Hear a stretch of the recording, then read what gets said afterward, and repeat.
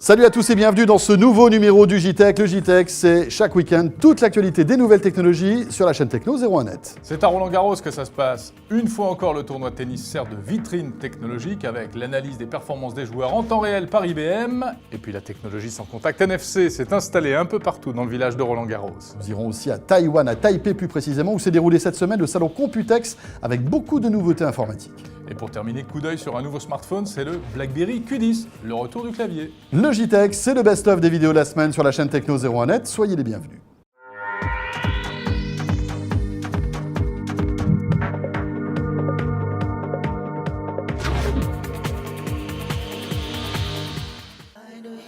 Le JTech avec OrangeInnovation.tv, la web TV qui simplifie la vie numérique.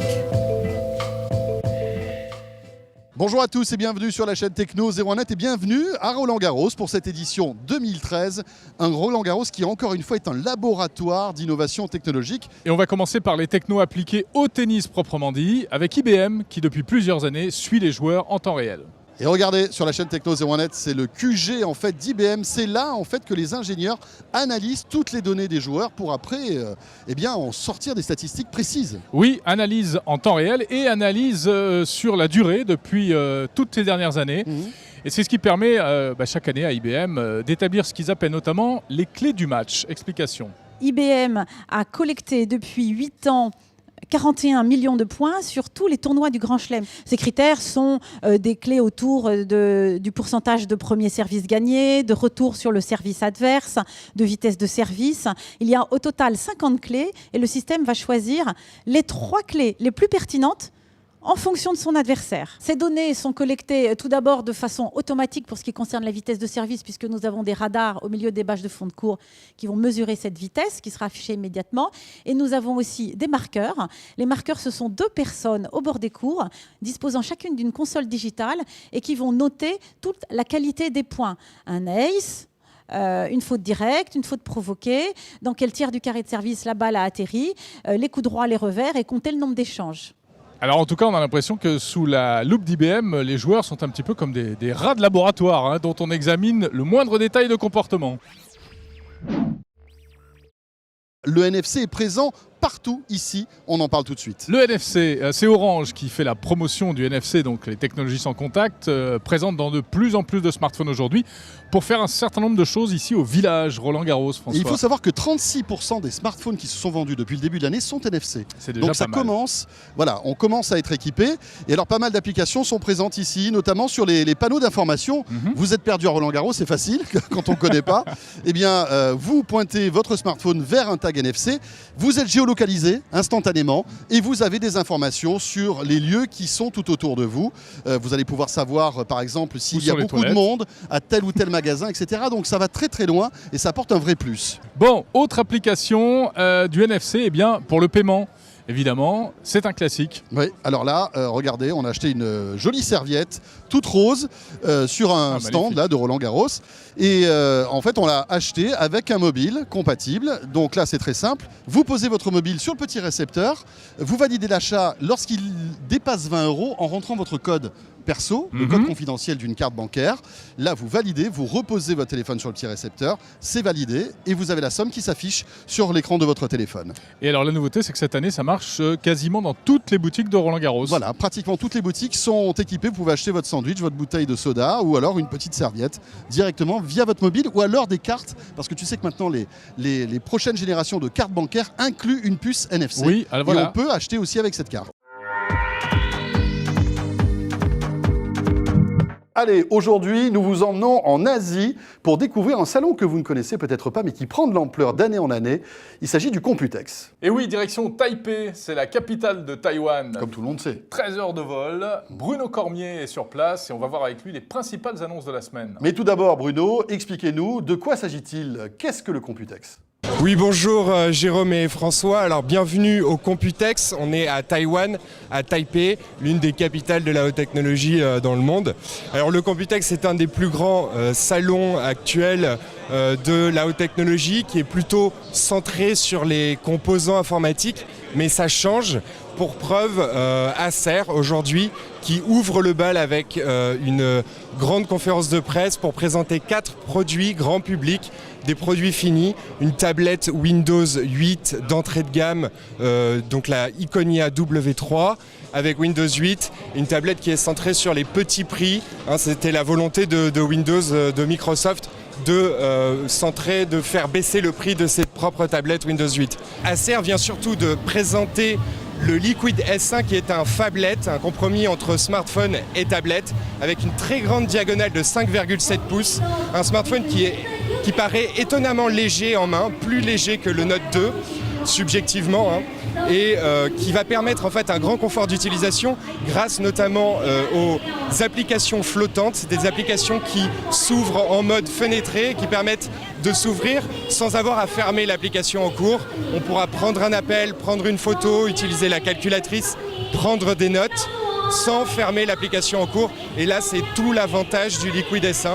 Donc voilà, le Aspire S1 pour ouvrir le bal au Computex. Merci Bruno pour ce coup d'œil sur ces nouveautés à venir. Bruno qui a l'air en pleine forme. Oui, il a l'air de bien s'amuser. Mais bon, il a un petit peu travaillé. Bruno, notamment, eh bien, vous avez vu l'une des grosses annonces de ce Computex, une annonce côté processeur, puisque Intel a annoncé ses nouveaux processeurs Haswell. La tendance du moment, elle est clairement propulsée par Intel, qui sort de nouveaux processeurs, une nouvelle génération de processeurs Haswell, qui va promettre de prolonger la durée de vie des batteries des ordinateurs portables de 50%, diviser la consommation électrique du processeur par 20 lorsque l'ordinateur est en veille.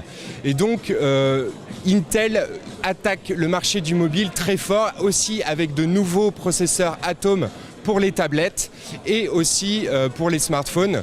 Donc Intel veut clairement concurrencer les processeurs ARM sur le marché de l'ultra-mobilité, mais aussi concurrencer AMD sur le marché des ordinateurs de salon, puisqu'on sait que AMD a gagné les marchés des nouvelles consoles Xbox et PlayStation. Et Intel veut propulser le mini PC de salon avec des capacités assez puissantes pour jouer à des jeux vidéo. Donc Haswell devra aussi prendre sa place dans ces petits mini PC. L'exemple type avec ASRock qui a designé un petit PC de salon, un mini PC, avec les designers de BMW, rien que ça. Donc là, on a à peu près le top du top de ce qu'on pourra faire sous la télé, avoir un PC très joli à regarder et à la fois très discret, très silencieux et qui permettra non seulement de regarder des films, aller sur Internet, mais aussi jouer à des jeux vidéo. Voilà, merci beaucoup Bruno. Bruno, donc depuis Taipei, pour nous faire vivre ce Computex à suivre donc sur zeronet.com avec évidemment beaucoup d'articles écrits par Bruno. Et puis l'an prochain, on ira. Ah oui, hein, forcément, voilà. Ça a l'air très bien le Computex.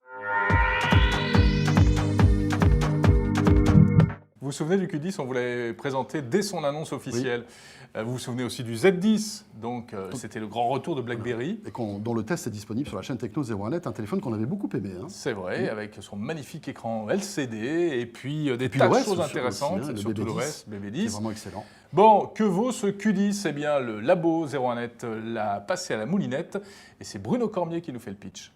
C'est le clone du Z10 avec un clavier, même processeur, même quantité de mémoire, lecteur de carte mémoire micro SD, batterie amovible.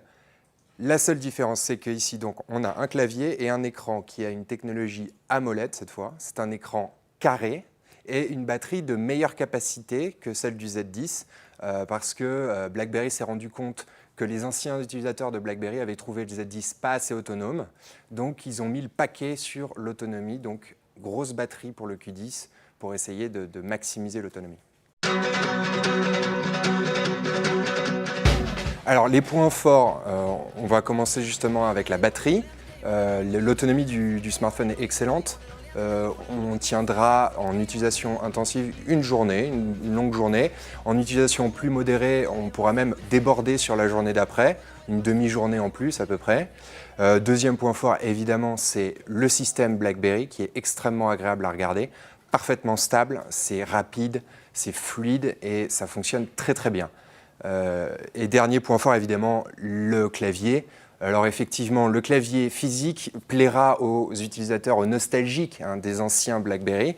Par contre, autant le dire tout de suite, tous les utilisateurs qui se sont désormais habitués au clavier virtuel tactile sur un iPhone ou sur un écran 100% tactile trouveront ce type de clavier beaucoup moins souple et beaucoup moins pratique à utiliser du coup. Premier point faible, ça reste encore l'autonomie par rapport aux anciens BlackBerry. Les BlackBerry d'ancienne génération, les Bold et compagnie, avaient une meilleure autonomie que celui-là. Donc malgré toute son excellence face au smartphone d'aujourd'hui, il reste moins autonome qu'un ancien BlackBerry, que les BlackBerry Bold. Deuxième point faible, c'est aussi au niveau logiciel. Alors on le répète, le système BlackBerry 10 est excellent, il est très rapide, très stable. Le seul problème, c'est qu'il n'y a pas encore d'appli, il n'y a pas d'offre d'appli satisfaisante. Il faut savoir que toutes les applis très courantes sont très souvent des portages d'applications d'Android vers BlackBerry. Et ces portages perdent en qualité. Ces applications sont globalement bien moins agréables à utiliser que sur Android.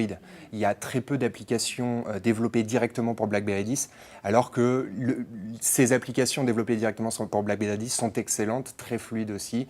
Donc on supplie les développeurs de développer pour BlackBerry 10. Autre point faible logiciel, c'est la genèse de BlackBerry 10.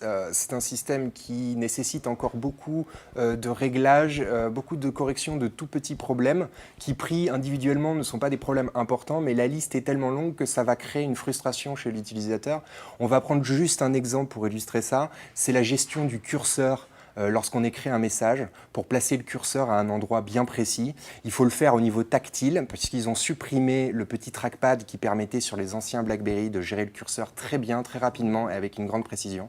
Et la gestion tactile du curseur est juste catastrophique dans le BlackBerry 10, pas du tout précise et très très difficile, très frustrante à utiliser. Voilà, c'est la fin de ce JTech. Retrouvez l'intégralité de ces vidéos et bien d'autres sur 01net.com et sur la chaîne techno.tv. N'hésitez pas à nous retrouver sur les réseaux sociaux, sur Twitter et sur Facebook. Et on sera là lundi soir prochain, donc le 10 juin, pour un rendez-vous exceptionnel en live, 1 heure d'émission pour découvrir les annonces d'Apple lors du keynote présenté par Tim Cook. Sur 01net.com, la chaîne techno.tv, lefigaro.fr et Dailymotion en direct. Très bonne semaine à vous toutes et à vous tous et rendez-vous donc lundi dès 19h. Salut à tous.